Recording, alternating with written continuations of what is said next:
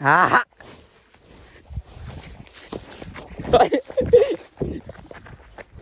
पळा पळा.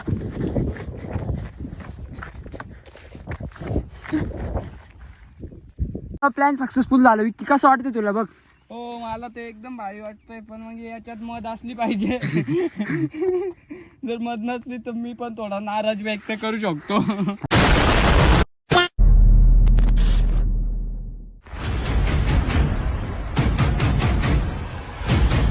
तर नमस्कार मित्रांनो, मी वैभव स्वागत करतोय का आपल्या नवीन ब्लॉग मध्ये.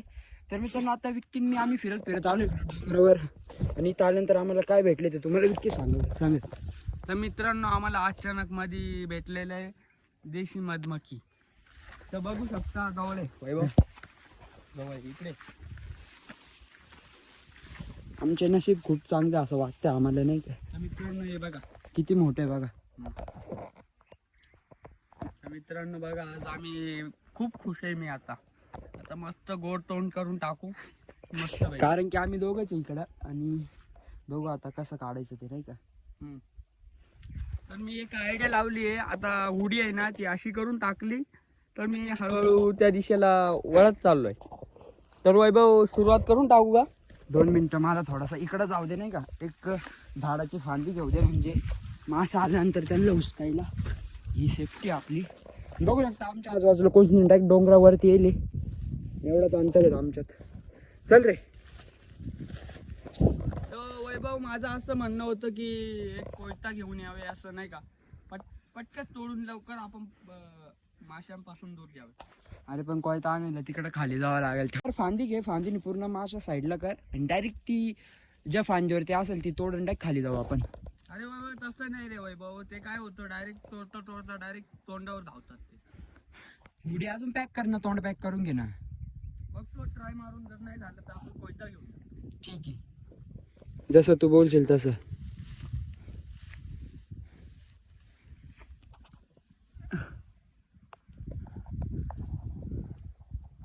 तर वैभव मला वाटतं कोयता लागलच. नाही लागणार रे. बघ अशी फांदी घे, घुसक, आणि आपण साईडला पाहून जाऊ. माशा साईडला गेले का मग यायला येऊ मस्त. अरे काय करायचं ऐक माझं. कोयता आणायचा, डायरेक्ट तोडायचं, ये घेऊन डायरेक्ट फरार. परत अरे पण माशा राहतील ना त्याच्यावर. अरे माशा काय लगेच हल्लं ओढून जातील, ते त्यांच्या जागेवर राहतील, आपण त्यांचं हे घेऊन फरार होऊ. चल जाऊ मग. कोयता घ्यायला खाली. चला मित्रांनो. तर मित्रांनो आता आम्ही असं ठरवले का आधी खाली जाऊ, खालून कोयता घेऊन येऊ, आणि कोयत्यानी डायरेक्ट तोडून खाली घेऊन जाऊ. कारण की माशा चावलं तर लय वेगळा विषय होईल काय रे. तर इथकडून परत आम्हाला तिकडे खाली जावं लागेल, तिकडून परत वर यावं लागेल. डायरेक्ट जवळ होता. चलो खाली. आणि आज ब्लॉग बनवायचा प्लॅन नव्हता, असं चालू होतं आम्ही फिरत फिरत, पण अचानक इथं आल्यानंतर आम्हाला ते दिसलं, म्हटलं जाऊ द्या तुम्हाला पण दाखवू, कॉन्टेंट पण भेटेल आपल्याला, तुम्हाला बघायला पण मिळेल. तर मित्रांनो आम्ही नक्कीच दाखवणार आहे, तुम्ही आम्ही कसे काढतो ते तुम्हाला आम्ही नक्कीच दाखवतो, नाही का? तर मित्रांनो इथं आम्ही कशासाठी आलो होतो, इथे ना पूर्ण आजूबाजूने आम्ही ना टोकर बांबू लावले, पूर्ण तिथून तर तिथपर्यंत. ह्या पूर्ण माळामध्ये ना टोकर म्हणजे ते बांबू असं ते लावलेले. इथून कंपनी आहे वाळवीर ॲग्रो म्हणून, तर ते लावले, तर तेच चेक करायला आलो होतो आम्ही की पाणी पोचतंय का नाही. तर हे बघ इथे ही ड्रीप आहे, हे ड्रीपची नळी पूर्ण पसरलेले इकडं. आम्ही आलो कोयता घेऊन. बरं जर हे पूर्ण माळमध्ये डोकर बांबलं, तर तेच चेक करायला आम्ही आलो होतो. तर तेवढंच आम्हाला ते दिसलं, म्हणलं चला ब्लॉग बनवू त्याचा आपण.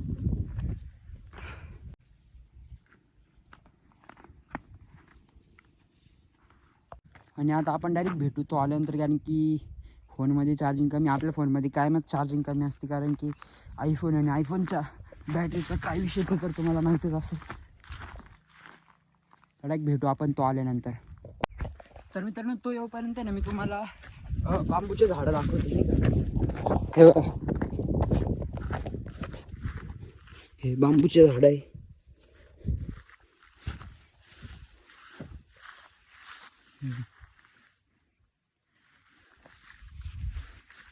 पूर्ण अशा लाईनीत वरपर्यंत इकडं खालून आणि या साईडला पण आहे हो.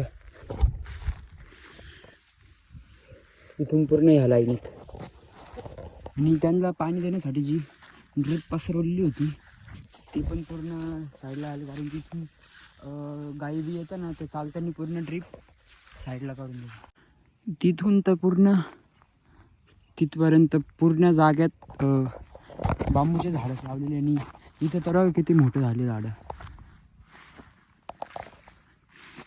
तिकडं वरती छोटे छोटे, कारण की तिकडं पाणी एवढं नाही पोचत, पण इथं त्यांना पाणी जातं म्हणून किती मोठे झालेले.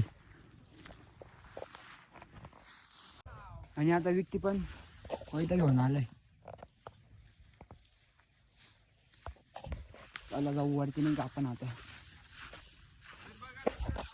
बांबू बऱ्यापैकी या जागी झालेले आहेत, बघू शकता. वैभव दादा आपल्या टोकर बांबूकडे कॅमेरा फिरवा तुम्ही, तर बघू शकता तुम्ही. आता काही दिवसांनी आमच्या इथं एक जंगल होऊ शकतं अशी गॅरंटी आहे आम्हाला. पण तसे आमचे पण प्रयत्न चालू आहे जंगल करण्यासाठी, म्हणजे नाही का पशु पक्षी यांच्यासाठी यांना पण जगावे, नाही का.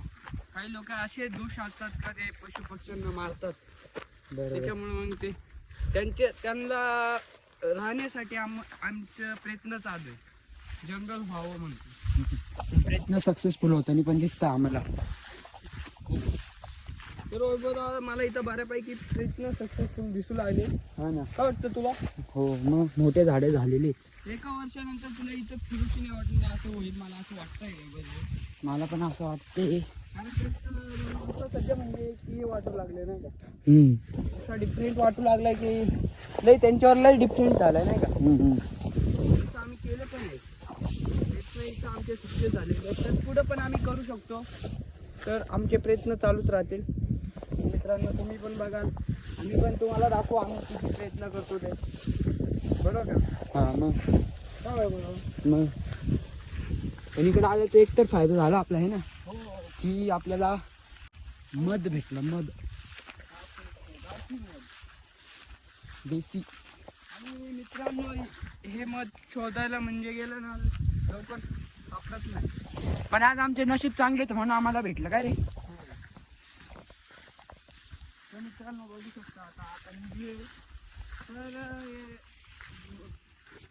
आपले जनावर येतात त्यांनी आपले जनावरांनीच पूर्ण नळा पसरून दिला साईडला. तर आम्ही परत प्रयत्न करू, ते पण जनावर पण आपलेच असतात.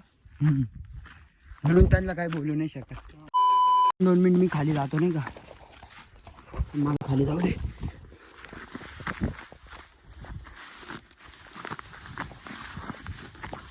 हा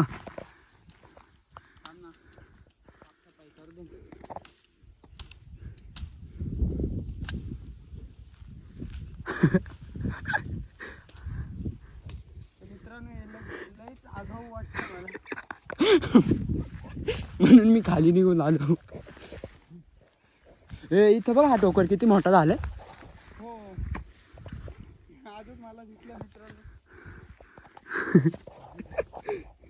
मित्रांनो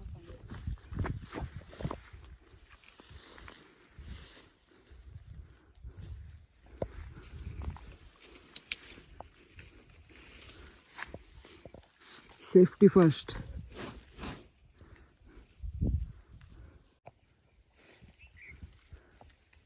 दे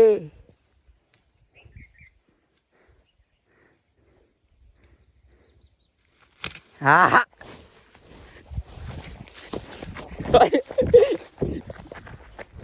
पळा पळा.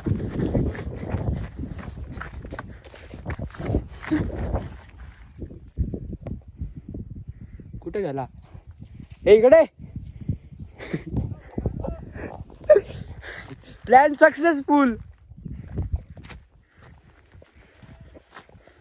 प्लॅन सक्सेसफुल झाला. विक्की कसं वाटतं तुला बघ. हो मला ते एकदम भारी वाटतंय, पण म्हणजे याच्यात मध असली पाहिजे. जर मध नसली तर मी पण थोडा नाराज व्यक्त करू शकतो. थांब थांब बरं. थांब थांब, तिथं नाही मध राहत. मग कुठं राहते. चल खाली. मी दाखवतो तुला मध कुठं राहत. जायलंय तर याच्यात मध नाही जास्त. खरं का? पण मग पोळा आपल्या भाजीला कामी येऊ शकतो. याची भाजी पण करता का? हो, भाजी पण एकदम छान असते नाही का? ओ ये.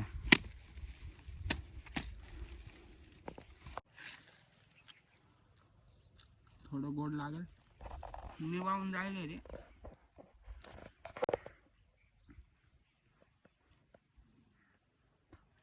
मधाचा तपास नाही त्याच्यात. हाय थोडीफार. आमचे नशीब तर चांगले होते, पण एवढे पण चांगले नव्हते नाही का? ते तर भेटलं, पण तिच्यात मदच नाही भेटलं आहे ना.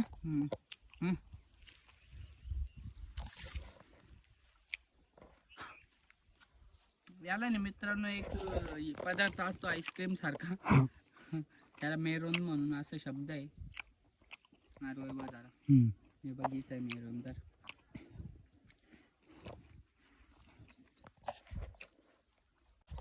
कसं वाटतंय खाऊन एवढं कष्ट घेतल्यानंतर? तरी भारी वाटतंय, पण एवढं तरी एवढं पण नाही भारी वाटत. तर मी खूप लांब गेलो कोयते आणण्यासाठी. एकदम भारी राहतो मेरोनला. तुला मेरून देतो मी.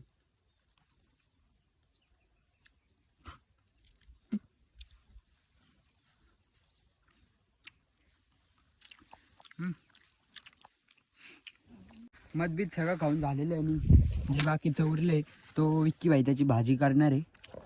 तर मित्रांनो मी भाजीसाठी चालवलंय ते, कारण की तिच्यात मत नाही जास्त. जे होतं ते आम्ही खाऊन घेतलं आणि आता चालू आहे खालच्या साईडला. तर हा जो आपला छोटासा ब्लॉग आहे तो मी इथपर्यंतच ठेवतो. जर तुम्हाला आवडला असेल तर व्हिडिओला लाईक करा, चॅनलला सबस्क्राईब करा. लवकरच भेटू आपण दुसऱ्या ब्लॉगमध्ये.